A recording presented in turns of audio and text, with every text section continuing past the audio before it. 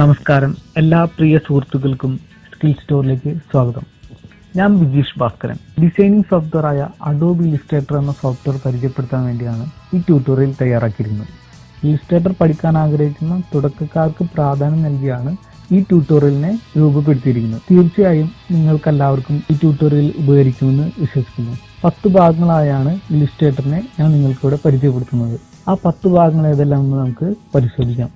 Getting to know the workspace, Illustrator CC Essential, adding colors, working with the drawing tools, working and formatting with the text, working with the symbols, using effects and transparency, exporting and saving files, advanced blending techniques, Adobe Illustrator CC new features.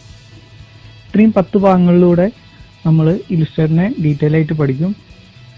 ഇനി നമുക്ക് ഇല്ലുസ്ട്രേറ്ററിനെ കുറിച്ചൊന്ന് പരിചയപ്പെടാം. Illustrator ഒരു vector drawing പ്രോഗ്രാമാണ്.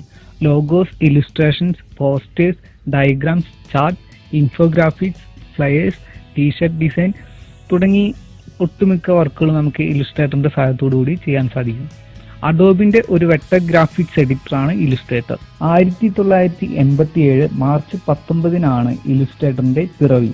നിലവിൽ 17ാം തലമുറയിലുള്ള Illustrator CC ആണ് നമ്മൾ ഉപയോഗിക്കുന്നത്. അഡോബ് ഇല്ലുസ്ട്രേറ്റർ CC 2015 നമ്മൾ ഇവിടെ പഠിക്കാൻ പോകുന്നത്. ഞാൻ മുമ്പ് പറഞ്ഞു ഇല്ലുസ്ട്രേറ്റർ ഒരു വെക്ടർ ബേസ്ഡ് ഡ്രോയിങ് പ്രോഗ്രാം ആണെന്ന്. പൊതുവെ കമ്പ്യൂട്ടർ ഗ്രാഫിക്സ് പ്രോഗ്രാമുകളെ വെക്ടർ ഗ്രാഫിക്സ് പ്രോഗ്രാം എന്നും റാസ്റ്റർ ഗ്രാഫിക്സ് പ്രോഗ്രാം എന്നും നമുക്ക് തരംതിരിക്കാം. വെക്ടർ ഗ്രാഫിക്സിൽ ഒരു ഒബ്ജക്റ്റിനെ നിർമ്മിക്കപ്പെടുന്നത് മാത്തമാറ്റിക്കൽ ഇക്വേഷൻ ഉപയോഗിച്ചാണ്. അതായത് വെക്ടർ ബേസ്ഡ് ഡ്രോയിങ് പ്രോഗ്രാമിൽ നമ്മളൊരു ലൈൻ വരച്ചു കഴിഞ്ഞാൽ ആ ലൈനിന് ഒരു സ്റ്റാർട്ടിംഗ് പോയിന്റ് ഉണ്ടായിരിക്കും, എൻഡിങ് പോയിന്റ് ഉണ്ടായിരിക്കും. ഈ 2 പോയിന്റുകൾക്കും എക്സ് ആക്സിസിലും വൈ ആക്സിസിലും കൃത്യമായ സ്ഥാനം നിർണ്ണയിക്കപ്പെട്ടിട്ടുണ്ടാകും. ആ ലൈനിനെ നമ്മൾ വലുതാക്കുന്നതിനനുസരിച്ച് അതിന്റെ എക്സ് ആക്സിസിനും വൈ ആക്സിസിലുള്ള പോയിന്റുകളുടെ സ്ഥാനത്തിന് വ്യത്യാസം വരും. അങ്ങനെയാണ് ആ ഒബ്ജക്റ്റിനെ വെക്ടർ പ്രോഗ്രാമുകളിൽ നമുക്ക് വലുതാക്കി കാണിക്കുന്നത്. ഈ രീതിയിൽ മാത്തമാറ്റിക്കൽ ഇക്വേഷൻ ഉപയോഗിച്ചാണ് നമ്മൾ വെക്ടർ പ്രോഗ്രാമുകളിൽ ഒരു ഒബ്ജക്റ്റിനെ നിർമ്മിക്കുന്നത്. പുതിയ ഡിസ്പ്ലേകളും പ്രിന്ററുകളും റാസ്റ്റർ ഡിവൈസുകളാണ്. അതുകൊണ്ട് തന്നെ വെക്ടർ ഫോർമാറ്റിൽ നിർമ്മിച്ച ഒരു ആർട്ട് വർക്ക് നമുക്ക് പ്രിന്റ് ചെയ്യുന്നതിന് മുമ്പ് അത് റാസ്റ്റർ ഗ്രാഫിക്സിലേക്ക് കൺവേർട്ട് ചെയ്യപ്പെടുന്നതാണ്. വെക്ടർ ഗ്രാഫിക്സിൽ നമ്മളൊരു ഇമേജ് ക്രിയേറ്റ് ചെയ്യുമ്പോൾ, ഒരു ഇമേജ് വരയ്ക്കുമ്പോൾ ആ ഫയലിന്റെ സൈസ് അതിലുപയോഗിച്ചിരിക്കുന്ന ഗ്രാഫിക്സ് എലിമെന്റിനെ ആശ്രയിച്ചിരിക്കും. ഇനി നമുക്ക് ഇല്ലുസ്ട്രേറ്ററിന്റെ ഗുണങ്ങളും പോരായ്മകളും ഒന്ന് പരിശോധിക്കാം. ആദ്യം നമുക്ക് ഗുണങ്ങൾ നോക്കാം.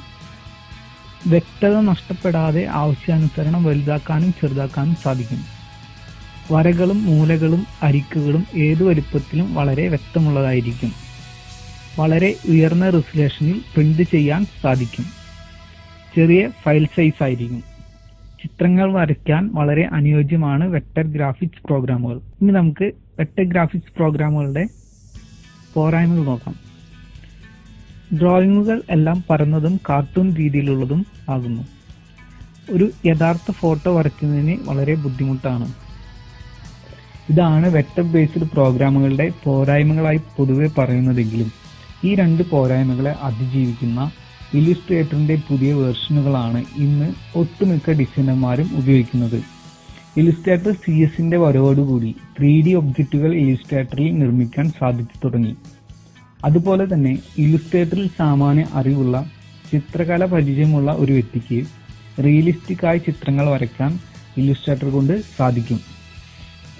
ഇനി നമുക്ക് വെക്ടർ ഗ്രാഫിക്സ് പ്രോഗ്രാമുകൾക്ക് കുറച്ച് ഉദാഹരണങ്ങൾ പരിശോധിക്കാം. Adobe Illustrator, Adobe FreeHand, Adobe Firework, Affinity Designer, Autodesk Graphics അല്ലെങ്കിൽ ഐഡ്രോ, കോറൽ ഡ്രോ, ഇങ്ക്സ്കേപ്പ്.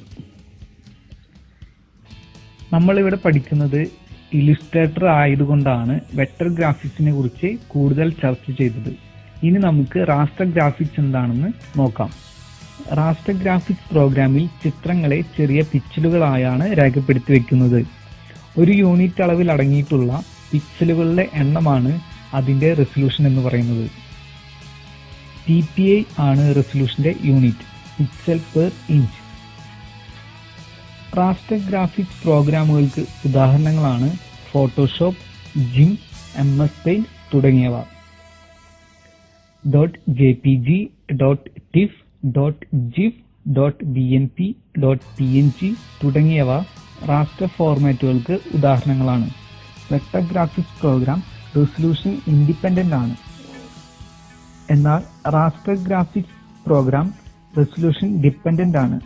അതായത് വെക്ടർ ഗ്രാഫിക്സ് പ്രോഗ്രാമിൽ നിർമ്മിക്കപ്പെടുന്ന ഒരു ഒബ്ജക്റ്റിന്റെ വ്യക്തത അതിന്റെ റെസൊല്യൂഷനെ ആശ്രയിച്ചായിരിക്കില്ല. എന്നാൽ റാസ്റ്റർ ഗ്രാഫിക്സ് പ്രോഗ്രാമുകളിൽ നിർമ്മിക്കുന്ന ഒരു ഇമേജിന്റെ അല്ലെങ്കിൽ ഒരു ഒബ്ജക്റ്റിന്റെ വ്യക്തത അതിന്റെ റെസൊല്യൂഷനെ ആശ്രയിച്ചായിരിക്കും. ഇത്രയും കാര്യങ്ങളാണ് ഇല്ലുസ്ട്രേറ്ററിന്റെ ആമുഖമായിട്ട് നമുക്ക് മനസ്സിലാക്കേണ്ട കാര്യങ്ങൾ. അതുപോലെ തന്നെ വെക്ടർ ഗ്രാഫിക്സിനെ കുറിച്ചും റാസ്റ്റർ ഗ്രാഫിക്സിനെ കുറിച്ചും കുറച്ച് കാര്യങ്ങൾ നമ്മളിവിടെ ചർച്ച ചെയ്ത് കഴിഞ്ഞു. ഇത്രയും കാര്യങ്ങൾ നിങ്ങൾക്ക് മനസ്സിലായിട്ടുണ്ടാവുമെന്ന് വിചാരിക്കുന്നു. ഇനി നമുക്ക് ഇല്ലുസ്ട്രേറ്റർ എന്ന സോഫ്റ്റ്വെയറിന്റെ ഉൾത്തലങ്ങളിലേക്ക് പോകേണ്ടതുണ്ട്. അത് ഓരോ വീഡിയോയിലൂടെ നമുക്ക് പരിചയപ്പെടാം. ഇനി അടുത്ത വീഡിയോയിൽ കാണുന്നത് വരെ എല്ലാവർക്കും നന്ദി, നമസ്കാരം.